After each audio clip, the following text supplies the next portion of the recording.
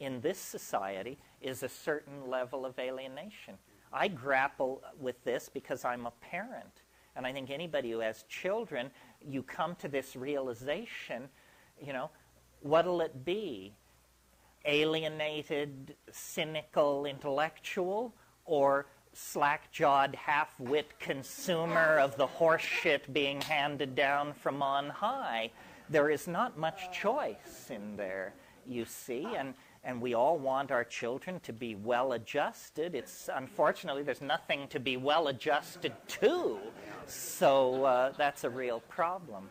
And I really believe that extra-environmentalism, which is a nicer, though longer word for alienation, is defensible and shouldn't be thought of as pathological. What I noticed in going to the Amazon and Indonesia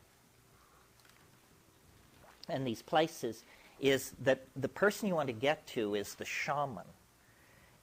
But the shaman is different from everybody else. Like when you go into an Amazonian tribe that's way upriver or something, the people behave the way you would expect naive, untraveled people to behave.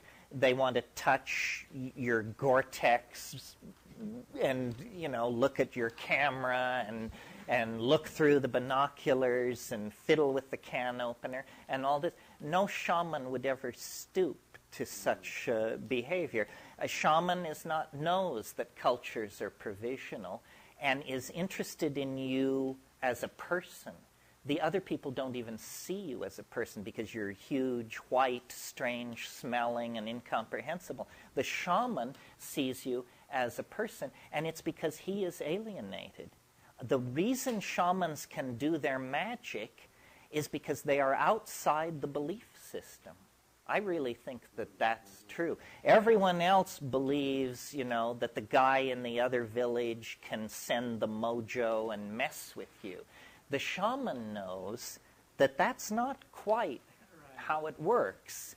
And so then he, as it were, can go behind the board and fix the cultural TV that everybody else is just watching. So I think alienation, extra-environmentalism, shamanism, whatever you want to call it, is simply individualism in the context of cultures that don't value individualism. And cultures don't. It's said nature acts to preserve the species. Cultures act to preserve the illusions of the population. They're not interested in you if you're an Einstein or a Jackson Pollock, or unless they can fit you in to the pre-established systems of commerce and canons of aesthetic order and so forth and so on. And then that's called being civilized. The question is, what's with licking frogs? I'm not sure I got it right, but well, you kiss a lot of frogs before you find a prince, and you probably lick a lot more.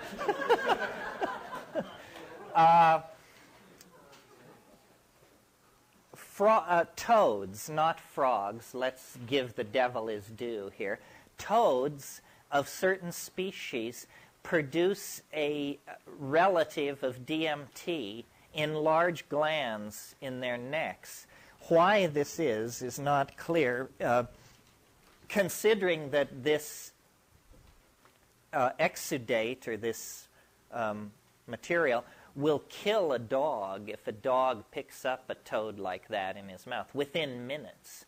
It's pretty spectacular. It's reasonable to suppose that then this is just a defense that has been evolved. Some of you may have seen the dinosaur in Jurassic Park that spits poison in your face. We're talking something like that. The toad creates this 5-methoxy-DMT in this gland, and when the glands are squeezed, it comes out on the surface of the toad's skin. It's a near relative of DMT. Speaking from my personal battery of many prejudices, I would say I don't care for it. It complicates my job enormously because people do this stuff and they think A, that it is DMT, or B, if they're slightly better informed, that it's just like DMT. It is, in fact, chemically called 5-methoxy-DMT. However, it is nothing like DMT. It's as much like DMT as radio is like television. And that's where the difference lies. The 5-MeO does not trigger the most spectacular effect associated with DMT, which is these three-dimensional crawling hallucinations that come out of the woodwork and reveal the true nature of reality to you. When you take 5-MeO, DMT, you have all of the physical presentation of DMT.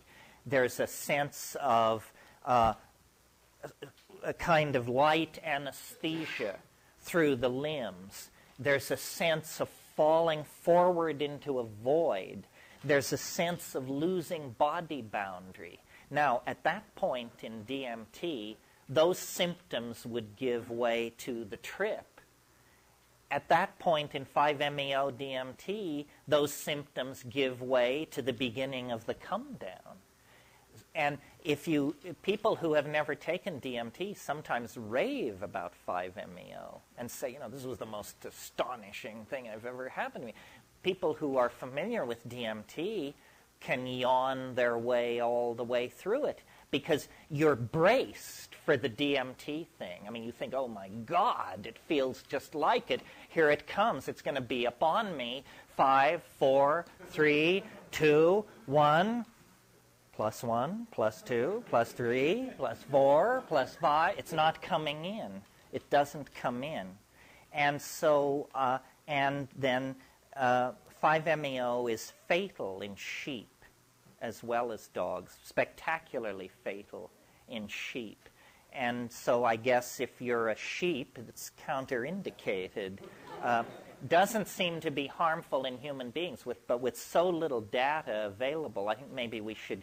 there are old psychedelicists and bold psychedelicists, but there are no old, bold psychedelicists. Have I had any contact with the government? Not exact. Well, up until a week ago, the answer to this question was yes. I mean, no. When I got home from Esalen the last time, there was a really funny letter, which I haven't quite figured out how to respond to.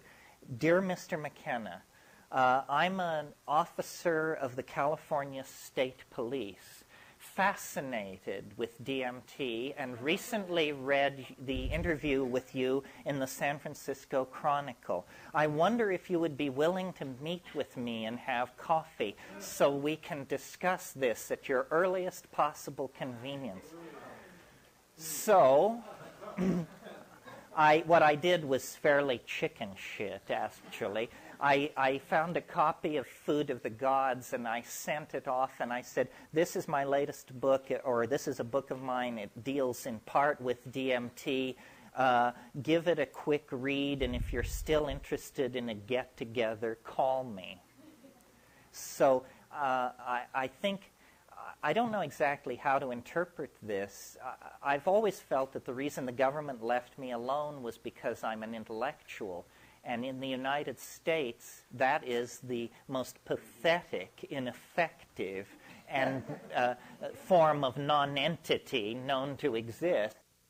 I think that the greatest period of American creativity in literature and in other areas too, arguably, was in the 20th century, was the 20s.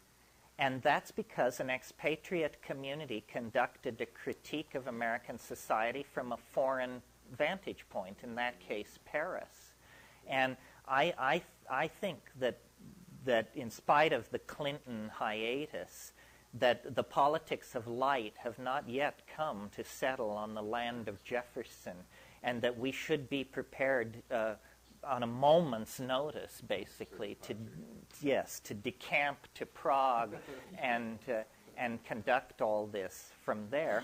Also, Prague was the capital of European civilization before the 30 Years' War, before the rise of modern science. It's an Italianate city, untouched by either world war. It's it's a beautiful place.